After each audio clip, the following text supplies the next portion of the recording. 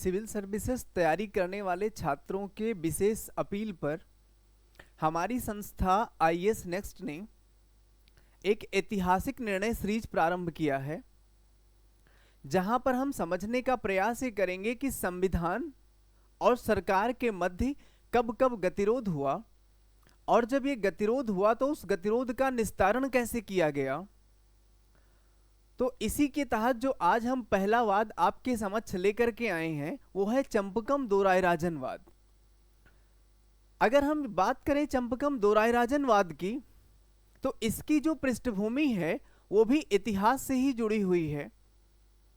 तो यहां पे हम समझने का प्रयास ये करेंगे कि जो चंपकम दोरायराजनवाद है इसकी ऐतिहासिक पृष्ठभूमि क्या है, और इस वाद के उत्पन्न होने से सर्वोच्च न्यायालय ने कैसे सामंजस्य बिठाने का प्रयास किया, और इस निर्णय के बाद में आगे चलकर के क्या समस्याएं हुई।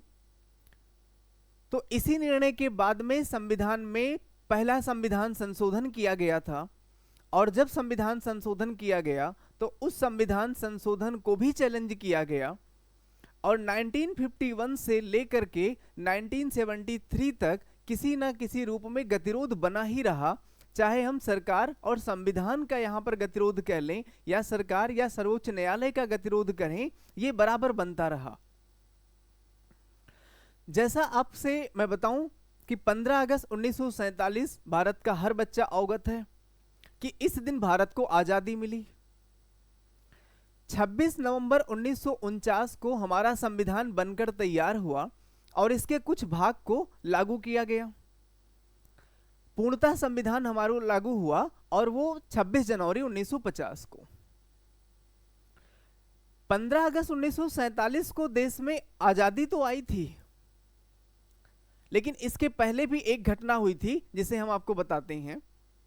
1929 में लाहौर अधिवेशन हुआ, और लाहौर अधिवेशन की अध्यक्षता किया पंडित जवाहरलाल नेहरू ने।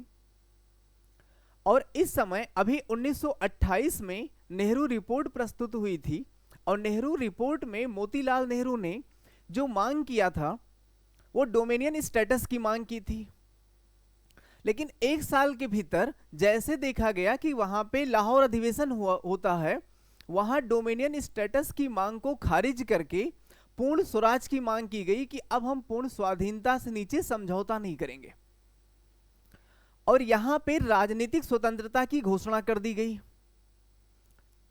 और 26 जनवरी 1930 को हमने स्वाधीनता दिवस मनाया, और उसके बाद से क्या हुआ कि हम आजादी तक मनाते रह गए। इसीलिए संविधान लागू होने की जो पवित्र तिथि है 26 जनवरी रखी गई। तो राजनीतिक स्वाधीनता की घोषणा तो कर दिया गया। अब सामाजिक और आर्थिक इसकी घोषणा कैसे की जाए, तो 1931 में कराची अधिवेशन हुआ, और इसकी अध्यक्षता करते हैं सरदार पटेल। तो जब कराची अधिवेशन में हुआ ये कि किसानों से वादा किया गया, और यहां पर एक पृष्ठभूमि ये तैयार की गई कि आजाद भारत में जब हम आजाद हो जाएंगे तो भारतीय नागरिकों को हम क्या देंगे, नागरिकों और सरकार के साथ में क्या रिश्ता होगा इनका। यहां पे एक वादा किया गया किसानों से कि आजाद भारत में उत्पादन कर आपसे नहीं लिया जाएगा, आप कितना भी उत्पादन कर लें। अब अगर आप देखेंगे तो चाहे जिसकी भी सत्ता रही हो, चाहे हम प्राचीन भारत की बात कर लें, मध्यकालीन भारत की बात कर लें, किसान हमेशा पीड़ित किससे था कि उसे चाहे जो भी राजा हो उन्हें उत्पादन कर देना पड़ता था। यह डिसीजन ले लिया जाता है कराची अधिवेशन में। ऐसे यहां पे और पृष्ठभूमियां तय की गई कि आजाद भारत में हम क्या करेंगे क्या नहीं करेंगे। हम धर्म के आधार पर भेदभाव नहीं करेंगे, जाति के आधार पर भेदभाव नहीं करेंगे। इसके साथ में हम अनटचेबिलिटी को, छुआछूत को भी हम यहां पर रोकने का प्रयास करेंगे। ये सब आजाद भारत में नहीं होगा। ये सारे डिसीजन लिए जाते हैं। तो अगर हम बात करें तो जो हमें 47 में आजादी मिली, इसकी पहली पृष्ठभूमि 31 से हम बनाना प्रारंभ कर देते हैं कि क्या क्या करना है। और 31 का जो ये डिसीजन लिया जाता है, इसी डिसीजन का परिणाम ये हो जाता है कि जो कम्युनिस्ट पार्टी ऑफ इंडिया का यहाँ पे गठन हो चुका था और कम्युनिस्ट पार्टी के साथ में जो यहाँ पर किसान जुड़ रहे थे, अब वो किसान कांग्रेस की तरफ आ रहे थे। तो यहाँ पे देखा जाए तो जो कांग्रेस पार्टी है जिसको सत्ता 47 में स्थानांतरण किया गया, ये जो कांग्रेस पार्टी है इसने वादा कर रखा था देश की जनता से। किसानों से अलग प्रकार के वादा थे, महिलाओं से अलग प्रकार के वादा थे, जनजातियों से अलग प्रकार के वादा थे, बच्चों से अलग प्रकार के वादा थे। जैसा आपकी पता है कि स्वदेशी जो मूवमेंट हमारे यहाँ पर हुआ था, स्वदेशी बहिष्कार आंदोलन हुआ 1905 में, असहयोग आंदोलन हुआ। नेताओं के कहने पर, जो हमारे उस समय के राष्ट्र निर्माता थे उनके कहने पर बच्चे स्कूल छोड़ रहे थे, लोग अपनी नौकरी पर नहीं जा रहे थे। तो एक भरोसा था कि जब हम आजाद हो जाएंगे तो आजाद होने के बाद में हमें अपने अधिकार मिलेंगे।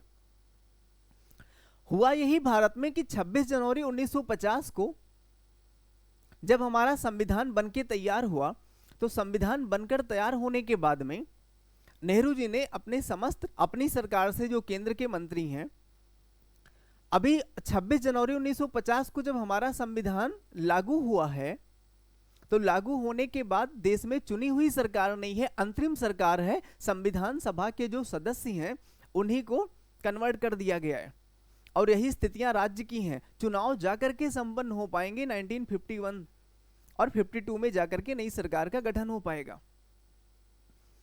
तो अब यहां पे नेहरू जी ने राज्य के मुख्यमंत्रियों से भी कहा कि अब आप लोग क्या करें, सामाजिक न्याय स्थापित करने के लिए प्रयास करिए।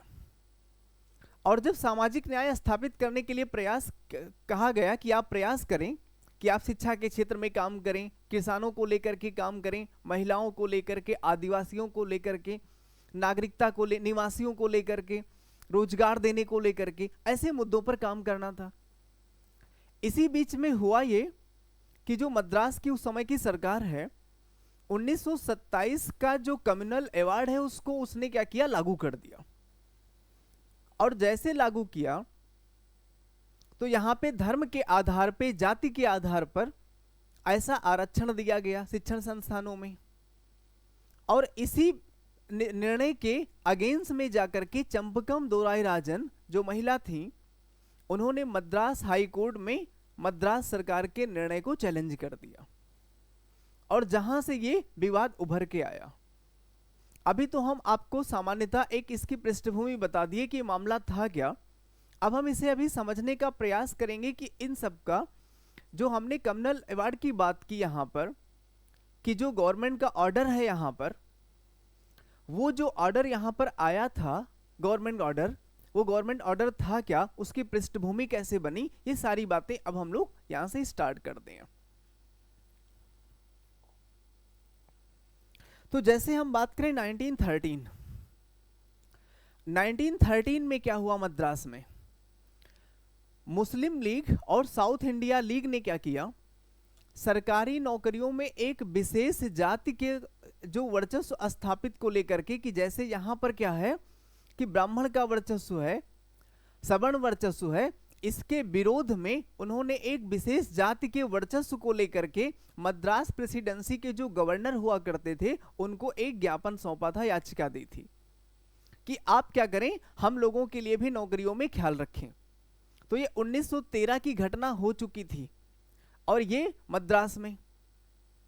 इसके बाद में क्या हुआ कि 1916 में मद्रास में एक पार्टी का गठन होता है और उस पार्टी का नाम है जस्टिस पार्टी।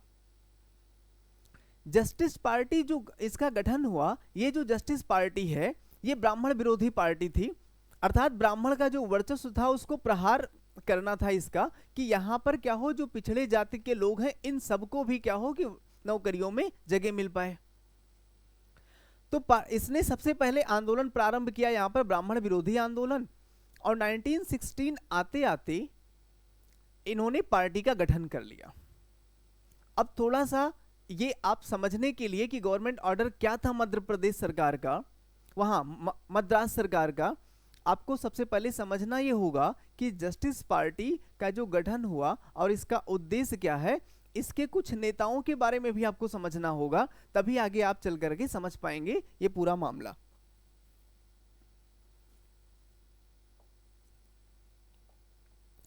तो जैसे आपकी समझ दिख रहा है, नवंबर 1916 में मद्रास का जो विक्टोरिया पब्लिक हॉल है वहां पे जस्टिस पार्टी का गठन हुआ, और इसके गठन में जो यहाँ के मुख्य नेता हैं उनका नाम है डॉक्टर सी नरेसा मुदलियार।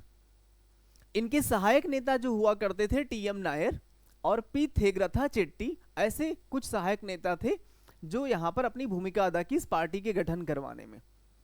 उद्देश्य ये है ब्राह्मण विरोधी आंदोलन। मद्रास में 1900 अगर बात करें तो 16 से लेकर के और औसतन 1930 तक ये आंदोलन ऐसा चलता रहा। तो जो यहाँ पे गैर ब्राह्मण हैं उन्हें अवसर मिले, उनको लेकर के ये आंदोलन यहाँ पर चल रहा था मद्रास में। यहाँ पे एक, जैसे आगे चल करके मैं बताऊंगा अभी आपको, तो पार्टी का गठन 16 में हो चुका है। नेता है यहाँ पे सी नरेसा मुदलियार। इस बीच में और क्या हो रहा है, भारत के जो भीतर यहाँ पे होम रूल आंदोलन चल रहा है, और होम रूल जो आंदोलन चल रहा है उसके यहाँ पर दो चरण हैं। एक आंदोलन चला रहे हैं तिलक जी और दूसरा आंदोलन चला रहे हैं एनी बेसेंट। एनी बेसेंट का जो आंदोलन है वो पूरे भारत में है, जबकि जो तिलक जी का आंदोलन है वो बंबई प्रांत में है। होम रूल आंदोलन का जो मेन इंटेंशन था कि हमें स्वशासन दे दो, डोमिनियन स्टेटस दे दो, कि हम अपने आधार पर अपनी व्यवस्था चलाएं, आप हेड ऑफ स्टेट के रूप में आप बने बैठे रहो, हमें कोई दिक्कत नहीं। तो ये मूवमेंट चल रहा था। और उसके बाद में विश्व व्यवस्था में क्या घटना चल रही है कि प्रथम विश्व युद्ध जो 1914 से लेकर के 1918 तक चल रहा था। अब 1914 से 18 प्रथम विश्व युद्ध हो रहा है, भारत भी उसमें पार्टिसिपेट कर रखा है, देश के अंदर होम रूल आंदोलन चल रहा है। अंग्रेज को क्या चाहिए, भारत से सपोर्ट चाहिए, और सपोर्ट को लेकर के उन्होंने गांधी से वादा कर दिया था कि हम स्वशासन उपलब्ध करवा देंगे, और गांधी ने इसके बदले में सेना और सैन्य सहायता के लिए मदद भी की थी, इसीलिए गांधी जी को सर्जेंट के रूप में कहा जाता है। 1918 में वर्ल्ड वार खत्म हो गया, और वर्ल्ड वार खत्म होने के बाद में गांधी जी के साथ ही धोखा हो गया कि उन्होंने क्या कहा था कि हम देंगे क्या स्वशासन, और देने के बजाय उन्होंने कहा कि हम आपको, अभी आपको प्रशिक्षित नहीं है, आपके अंदर समझ नहीं है, तो हम आपको यहाँ पे रिस्पॉन्सिबल गवर्नमेंट देंगे। उत्तरदायी शासन व्यवस्था की बात उन्होंने किया। अंततः जाकर के एक कानून बनकर के आता है जिस कानून का नाम है भारत शासन अधिनियम 1919। अब जो भारत शासन अधिनियम 1919 आपका है, इसे लागू होना था 1921 में। अब इसके पीछे भी एक घटना है।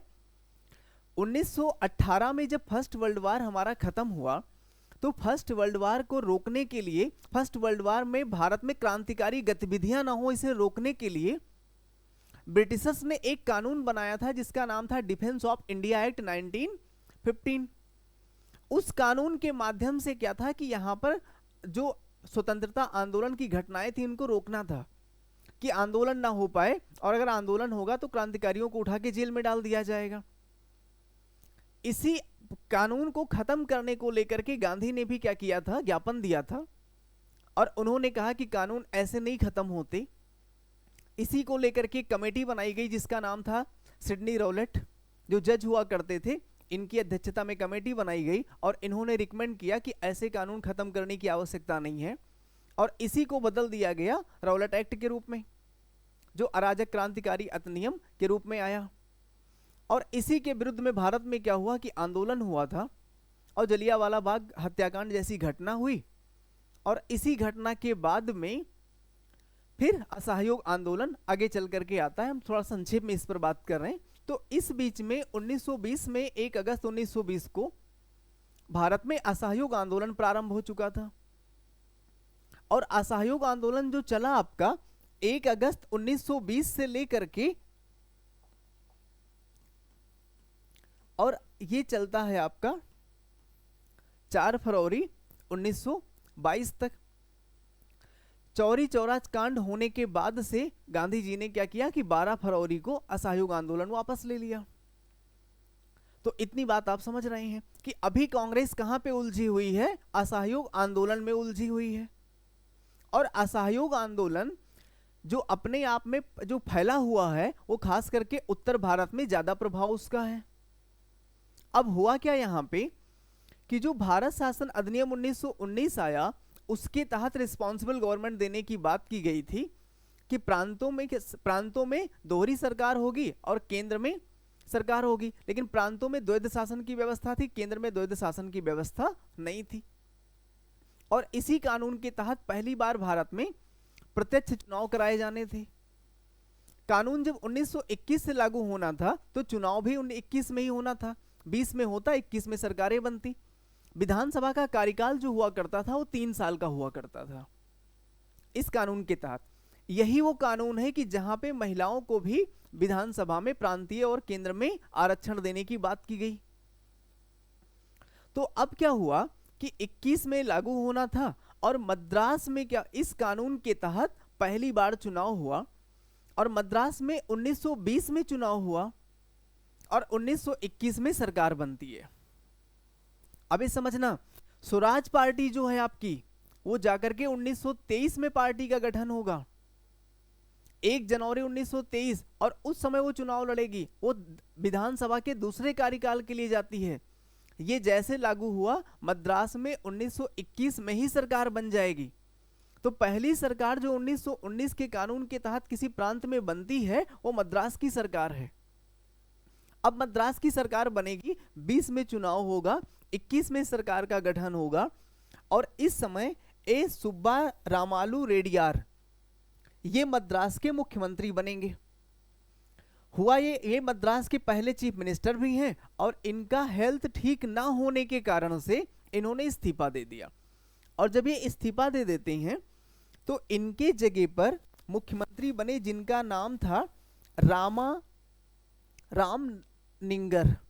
राम निंगर जो यहाँ पर मुख्यमंत्री बनेंगे वो दूसरे मंत्री होंगे मद्रास के, और ये 1921 से लेकर के 1926 तक रहते हैं, लगातार नहीं रहेंगे। जैसे 21 के बाद 23 में चुनाव होगा, 23 के बाद में फिर अगला चुनाव 26 में होगा, तो ऐसे ये मुख्यमंत्री रहेंगे। हाँ, एक बात आपको और मैं बताऊं कि आप अगर मान लीजिए इस केस का डिटेल आप पढ़ते हैं तो किताबों में कई बार आपको ऐसा मिल जाएगा कि पनगल के राजा, तो पनगल के राजा कोई नहीं, ये जो है पी रामाराम निंगर जो हैं यही बाद में चल करके पनगल के राजा के रूप में प्रसिद्ध हुए। और इन्होंने ही क्या कर दिया था, 1921 में जाति आधारित आरक्षण लागू किया था। अभी मैं इसे डिटेल में बताऊंगा। तो 1921 में इन्होंने ही, जब इनकी सरकार बनती है तो जाति आधारित आरक्षण जिसने लागू किया वो है रामाराम निंगर, जिन्हें पनगल के राजा के रूप में भी जाना जाता है। तो मुझे उम्मीद करूंगा कि इतनी बात आप समझ गए होंगे। इसके बाद क्या हुआ,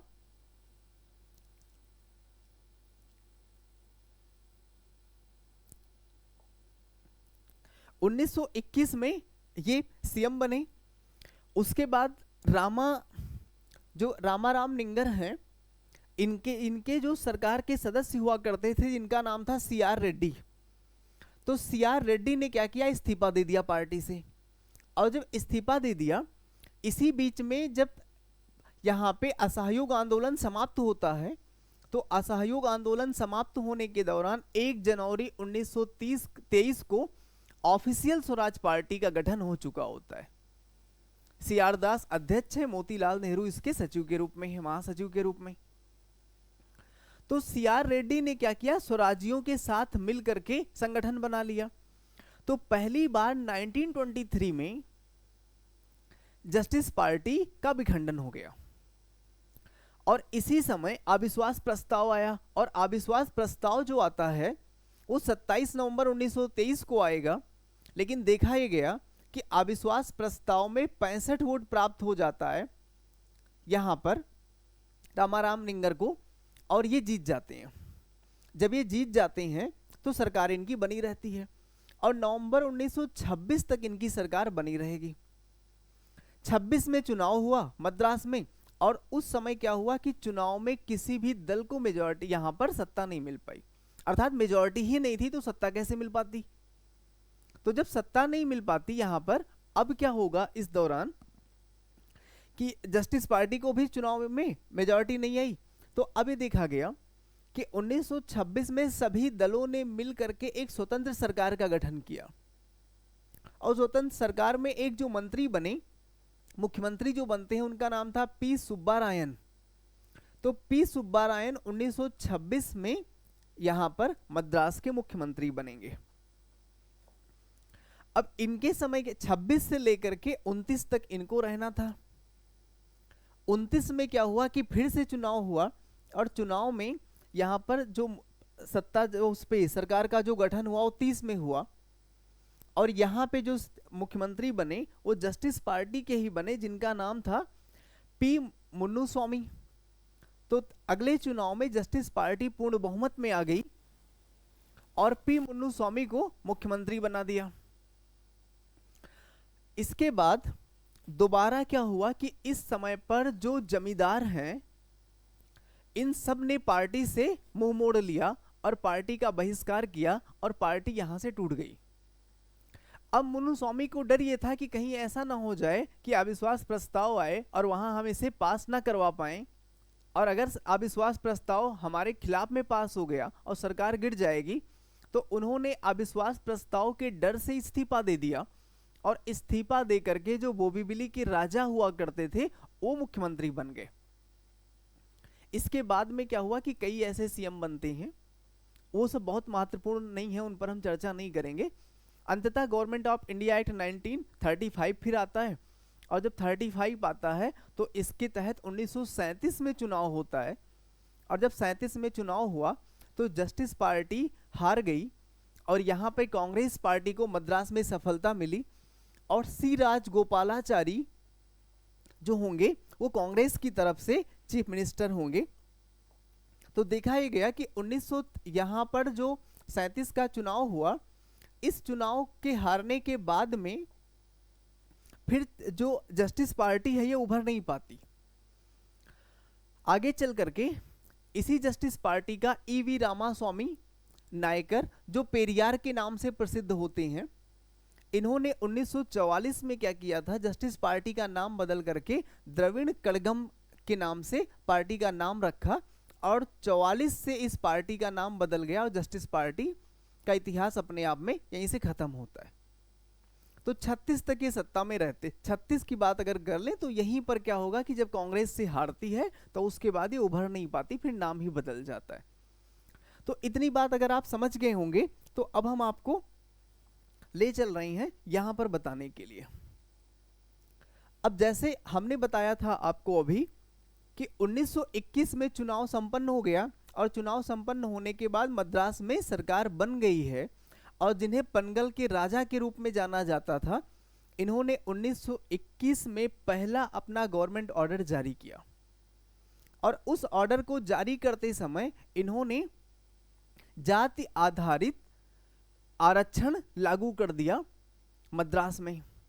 और जो जाति आधारित आरक्षण लागू किया उसमें इन्होंने वर्गीकरण कैसे किया, वर्गीकरण नॉन ब्राह्मण का, इसके साथ में इंडियन जो क्रिश्चियन है उनका, जो ऐसे क्रिश्चियन है जो भारत की जो भारतीय हैं, उसके बाद में मुस्लिमों का, एंग्लो इंडियन का, और फिर ब्राह्मण का।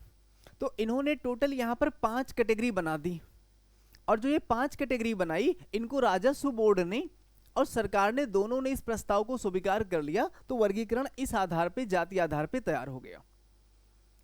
इसके बाद इन्हीं की सरकार ने, जो मद्रास में जस्टिस पार्टी की सरकार है, वो सरकार 1922 में क्या करती है, अपना सेकेंड कम्युनल ऑर्डर जारी करती है, और इसके माध्यम से क्या हुआ, जो ये वर्गीकरण किया गया था इसको आरक्षण दिया जाएगा यहां पर, और यहां पे गैर ब्राह्मण जो लोग हैं उनके नियुक्तियों को लेकर के यहां पर उन्हें अवसर मिले।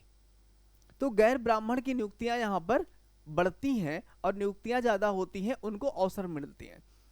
तो 1921 का वर्गीकरण है और 22 में आरक्षण दिया जाता है। उसके बाद 1950 उसमें 1925 है, इसमें एक और सरकारी आदेश पारित होता है, पीपीटी में मेंशन नहीं है, आप इसे चाहें तो आप नोट कर सकते हैं कि 1922 में जो आपका सेकेंड गवर्नमेंट ऑर्डर है। सेकेंड गवर्नमेंट ऑर्डर में क्या था, इसमें क्या हुआ कि जो दलित वर्ग है और जो यहाँ पर पिछड़ा वर्ग है, इन दोनों दलित वर्ग, पिछड़ा वर्ग और जो सवर्ण वर्ग है, इनको लेकर के एक सूची बनानी थी। तो यहाँ पर एक क्लासिफिकेशन किया गया कि जैसे पिछड़े वर्ग को एक तरफ किया जाना है और अन्य वर्ग को अलग तरफ किया जाना है, तो ऐसे एक सूची बनाई गई। और इसी ऑर्डर का एक नियम है जो है आपका रूल 92।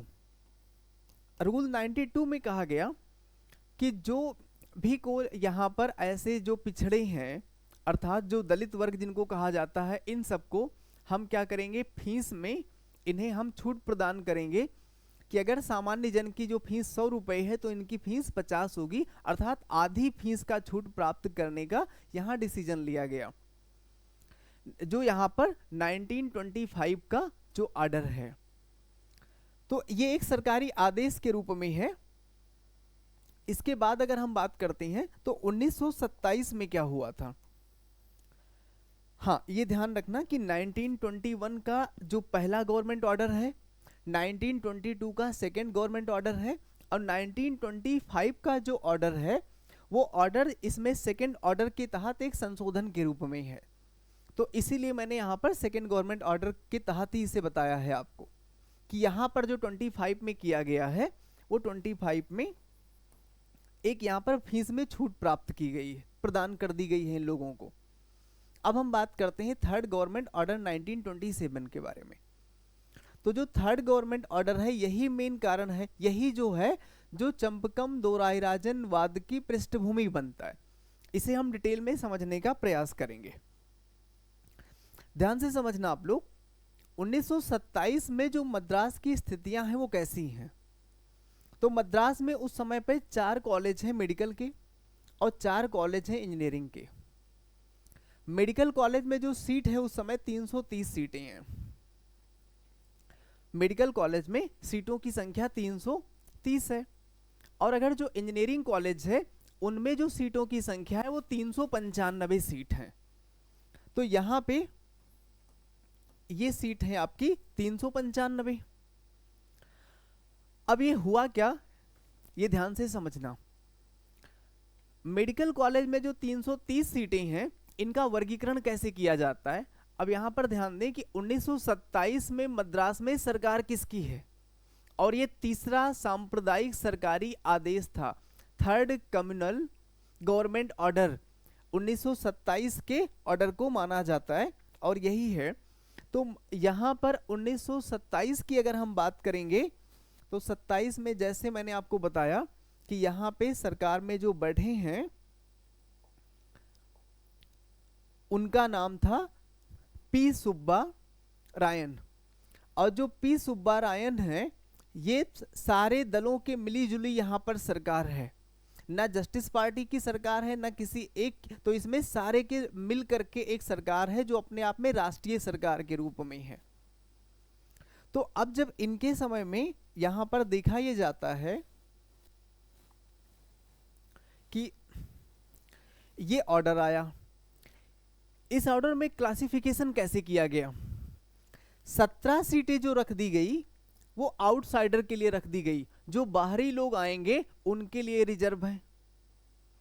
12 सीट मैनेजमेंट कोटा की है और जो 12 सीट मैनेजमेंट कोटा की है उसमें नॉन ब्राह्मण जो हिंदू हैं उनके लिए 5 सीटें, जो यहां पर ब्राह्मण हैं उनके लिए 2 सीटें, मुस्लिम के लिए 2 सीटें, एग्लो इंडियन के लिए 2 सीटें, और जो यहाँ पर एसटी समुदाय का, अनुसूचित जनजाति समुदाय का व्यक्ति है उसके लिए 1 सीटें। तो 12 सीट का वर्गीकरण किया गया जो मैनेजमेंट कोटा को दिया गया, और 17 सीट जो दिया गया ये आउटसाइडर को दिया गया। तो 330 में से 29 सीट तो यहाँ पर रिजर्व कर दी गई इस तरीके से। अब यहाँ पे जो बची सीटें हैं वो 301 सीटें हैं। अब 301 सीटों में क्या किया जाता है, 301 सीटों में से यहां पर 273 सीटों को और रिजर्व किया जाता है, और वो रिजर्वेशन इस प्रकार से 126 सीटें दिया गया यहां पे जो नॉन ब्राह्मण हिंदू हैं उनको 42 सीटें दिया गया बैकवर्ड को, और 42 सीटें दिया गया हरिजन को। उसके अलावा एग्लो इंडियन को दिया गया 21 सीटें, मुस्लिम को दिया गया 21 सीटें, और क्रिश्चियन को दिया गया 21 सीटें। अब यहाँ जो क्रिश्चियन की बात हो रही है, इंडियन क्रिश्चियन जो भारतीय हैं और उन्होंने क्या किया है, ईसाई धर्म स्वीकार किया है उनको। अब यहाँ पर देखेंगे आप तो 330 सीटों में से 17 सीटें आउटसाइडर के लिए रिजर्व हैं, 12 सीटें जो रिजर्व हैं वो मैनेजमेंट कोटा के लिए, और 273 सीटें अलग तरीके से रिजर्व किया गया है कि इन सीटों पर कितना सीटें किसको दिया जाएगा। अब जो टोटल सीट बचती है वो सीट बचती है आपकी 28 सीट, और जो 28 सीट है वो ब्राह्मण कैंडिडेट के लिए है। तो मद्रास एक ऐसा राज्य होगा कि जिन्होंने क्या किया, 100 का 100% आरक्षण लागू कर दिया। और लागू कब किया, 1927 में। मैं उम्मीद करूंगा कि आप लोग इसे समझ गए होंगे कि किस प्रकार से आरक्षण दिया गया, कि उन्होंने सभी धर्म जाति के लोगों को यहां पर समाहित कर दिया कि कितनी सीटें किसकी होंगी। तो ये 1927 का आपका जो थर्ड कम्युनल गवर्नमेंट ऑर्डर था ये आया, और इसके आधार पे क्या हुआ कि यहां पर सीटों का आवंटन कर दिया गया। और ये पद्धति 1927 से लेकर के 1947 तक चलती रहेगी मद्रास में। 15 अगस्त 1947 को देश आपका आजाद हो जाएगा। अब अगर संक्षेप में इसका कोई ताल्लुकात नहीं है, मैं आपकी जानकारी के लिए मैं बताऊं चंपकम दोराई राजन केस से, लेकिन 1928 में एक घटना ऐसी हो गई जो आपके महाराष्ट्र में होती है, जहां पे महाराष्ट्र की सरकार ने क्या किया, एससी को, महाराष्ट्र के लोकल लोगों को, पहाड़ियों को, ओबीसी को, इन सब का एक वर्गीकरण किया था। ऐसे ही अगर एक घटना मैं आपको यहां पर बता दूं कि 1930, अब 1930 में क्या हो रहा है, 1930 में यहां पे ब्रिटेन में आपको ये पता होगा कि 3 चरणों में गोलमेज सम्मेलन का आयोजन हुआ था। कई बार लोग बोलते पढ़ते समय ये भूल जाते हैं, वो कहते हैं कि 3 गोलमेज सम्मेलन, गोल राउंड टेबल कॉन्फ्रेंस जो थी एक ही थी, वो 3 फेज में हुई थी। तो 1930, 31, 32। तो 30 में कोई यहाँ पे निष्कर्ष नहीं निकला। 31 में क्या हुआ, जो यहाँ पर राउंड टेबल कॉन्फ्रेंस में यहाँ पर सीटें आरक्षित करने की बात कर दी गई, और 32 में क्या हुआ कि दे दिया जाता है कम्युनल अवार्ड के तहत। जो हमारे यहाँ पर एससी समुदाय के लोग हैं उन्हें वैसे ही पृथक निर्वाचन का यहाँ पे दर्जा दिया जाता है जैसे 1909 में मुसलमानों को दिया गया था। और इसी के विरुद्ध में महात्मा गांधी अनशन बैठ जाते हैं। अंततः 24 सितंबर 1932 को पूना पैक्ट होता है, और पूना पैक्ट में गांधी जी ने अंबेडकर जी से कहा कि आप जितनी सीटें चाह रहे हैं हम उससे बढ़ा करके आपको दे देंगे, लेकिन हम पृथक निर्वाचन नहीं देंगे। अगर ऐसा दे दिया जाता तो कहीं ना कहीं आजादी ही अवरुद्ध हो जाती, प्रत्येक गांव ही आपस में लड़ जाते। तो यहां पे पूना पैक्ट हुआ 24 सितंबर 1932 को, और जहां पर राजनीतिक आधार पे एससी समुदाय को आरक्षण दे दिया जाता है राजनीति में। उसके बाद गवर्नमेंट ऑफ इंडिया एक्ट 1935 आया, और जिसके तहत सीटें आरक्षित हो जाती हैं। 1937 में जो चुनाव होगा इसी आधार पे होगा।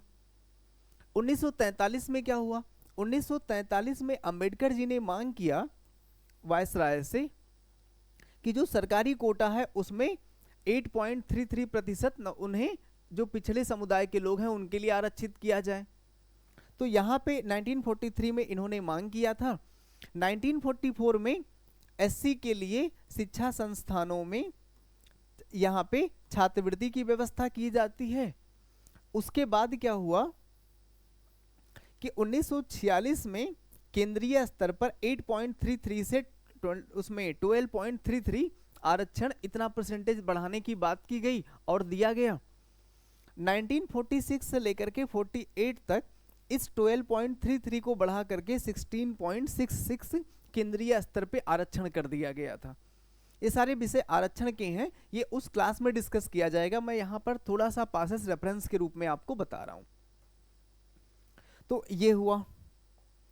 उसके बाद अब ये समझना यहाँ पर कि जैसे 1927 का आपको हमने थर्ड कम्युनल गवर्नमेंट ऑर्डर बता दिया है कि था क्या। अब जब ये हुआ कि 15 अगस्त 1947 को देश हमारा आजाद हो गया, 24 नवंबर 1949 को संविधान बन के तैयार हुआ और 26 जनवरी 1950 को लागू हो गया। तो लागू होने के बाद में जब नेहरू जी ने कहा कि आप सभी लोग क्या करें, अब सामाजिक न्याय स्थापित करने के लिए प्रयास करें और इन पहलुओं को आप लागू करें। इसी बीच में मद्रास की जो सरकार है, मद्रास सरकार के उस समय चीफ मिनिस्टर हुआ करते हैं जिसका नाम है पीएस कुमार स्वामी राजा। तो पीएस कुमार स्वामी जो राजा हैं, इन्होंने क्या किया, जो 1927 का कम्युनल ऑर्डर था इसे लागू कर दिया। और जब इसे लागू कर दिया तो लागू करने के बाद में उस समय जो एक ब्राह्मण महिला है वहां पर, जिनका नाम है चंपकम दोराई राजन, उन्होंने क्या किया कि स्कूल में मेडिकल कॉलेज में दाखिले के लिए अप्लाई नहीं किया, लेकिन उन्होंने इस आधार पे अप्लाई नहीं किया कि जब आरक्षण का इस प्रकार से वर्गीकरण है तो अगर हम करेंगे तो हमें सीटें नहीं मिल पाएंगी। तो उन्होंने सरकार के इसी आधार पे कि चलिए संविधान लागू नहीं था तब तो बातें अलग थी, संविधान लागू होने के बाद में आपने अनुच्छेद 15 में लिखा है कि धर्म, जाति, लिंग, जन्म स्थान, वंश, इनके आधार पर हम क्या करेंगे, विभेद नहीं करेंगे। तो जो आप ये डिसीजन लागू कर रहे हैं, ये धर्म, जात, इसके आधार पर भेदभाव करता है। उन्होंने अनुच्छेद 13 का भी आधार बना लिया कि अनुच्छेद 13(1) में लिखा गया है कि संविधान के पूर्व की विधियां जो मूल अधिकारों को सीमित करेंगी वो अपने आप में शून्य हो जाएंगी, और 13(2) में लिखा गया है कि संविधान के पश्चात की विधियां जो मूल अधिकार को जिस मात्रा तक कहीं ना कहीं सीमित कर रही होंगी उस मात्रा तक वो शून्य हो जाएंगी। तो जो मद्रास सरकार का ये निर्णय है, ये अनुच्छेद 15 का भी उल्लंघन करता है, 13 का भी आधार अगर उन्होंने बनाया, और उन्होंने कहा कि अनुच्छेद 29(2) जो है, 29(2) में प्रावधान है कि अगर राज्य के द्वारा पोषित कोई कॉलेज है, शिक्षण संस्थान है, तो उसमें किसी भी व्यक्ति के साथ में भेदभाव, धर्म, वंश, जाति के आधार पर भेदभाव नहीं किया जाएगा। तो ये तो जो मद्रास सरकार का निर्णय है ये कंप्लीटली क्या कर रहा है, भेदभाव कर रहा है। और इसी आधार पे उन्होंने मद्रास हाई कोर्ट में जा करके मद्रास सरकार के निर्णय को उन्होंने चुनौतियां प्रदान की, और आधार जो बनाया अनुच्छेद 13, 15 का 1 और अनुच्छेद 29 का 2 आधार बना करके, और ये चुनौती दी गई वहां पर।